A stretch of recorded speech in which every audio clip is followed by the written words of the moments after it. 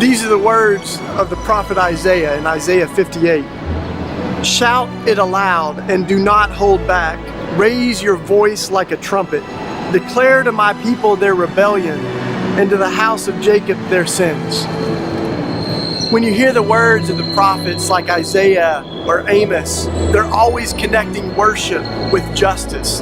That if our worship doesn't end up in setting the oppressed free and embodying good news to the poor, then our songs are just noise to God's ears. And as you look at this idea of the prophets in the scripture are the truth tellers.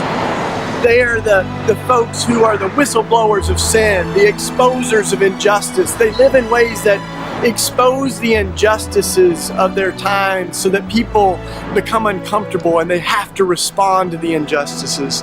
They're not just predictors of the future, but they're trying to change it. So if the wages of sin are death, the prophets are trying to lead us to life, to ways that lead to life of ourselves and of our society.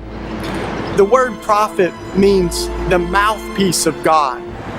So they're people who are kind of like God's MCs. They're taking the microphone and trying to speak the words of God, to hear the heart of God and to see with the eyes of God. They're folks who spend their lives trying to draw close to God so that the things that break God's heart break their heart. The things that make God angry become a holy anger that is a fire inside of us that flows out. And the prophets have a profound sensitivity to evil and to good. So what some of us feel a little bit, they feel really deeply in their soul. Abraham Heschel is a rabbi who wrote a book about the prophets, and he said, "To us, a single act of injustice is slight, but to the prophets, it's a disaster.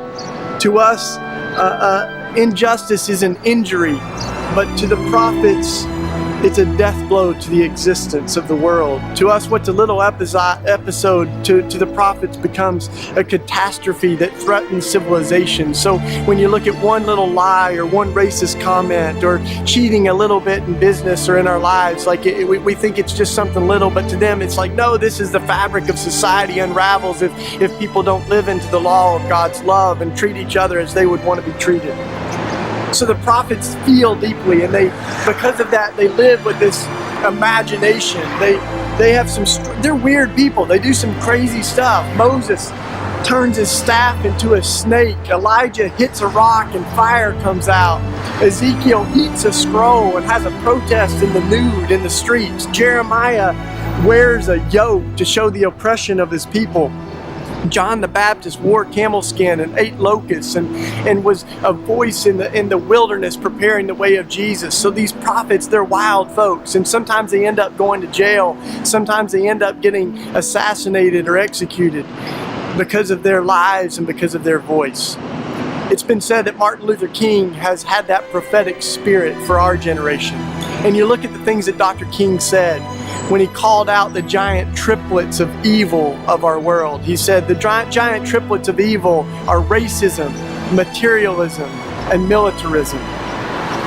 And you think, what would he or the prophets like Isaiah say if they lived in the world that we live in, where our schools are going bankrupt in Philly, with like a $300 million deficit. At the same time, a $400 million prison is going up outside the city, and so many of our young folks are ending up in jail. And you look at the prophets and you say, what would they say to our country where 10,000 young people are dying every year because of gun violence, almost one a day in Philly? Or what would the prophets say to the inequities of our world, where a study just showed that the 85 richest people in the world own the same amount of wealth as half of the world's population. So 85 people own the same amount of wealth as 3.5 billion people. What would the prophets say to this world? And I sometimes wonder, when we ask God, where are the prophets today?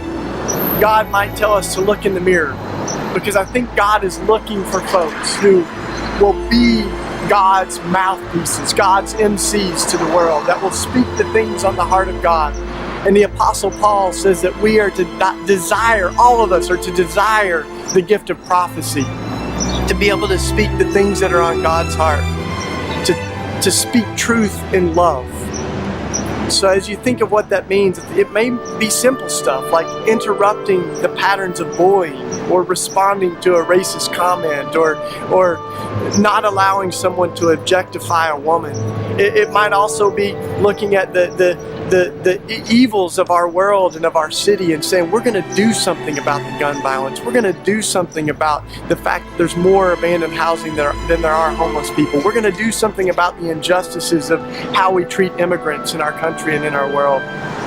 So this is the invitation, as we think of what it means to be prophetic to the world that we live in. G.K. Chesterton was an intellectual in Europe, and someone asked him, what's wrong with the world? And Chesterton said, I am. So a part of what we can do is try to get rid of our own contradictions and our own hypocrisies and live in a life that proclaims God's love, not just with our mouths, but with our lives.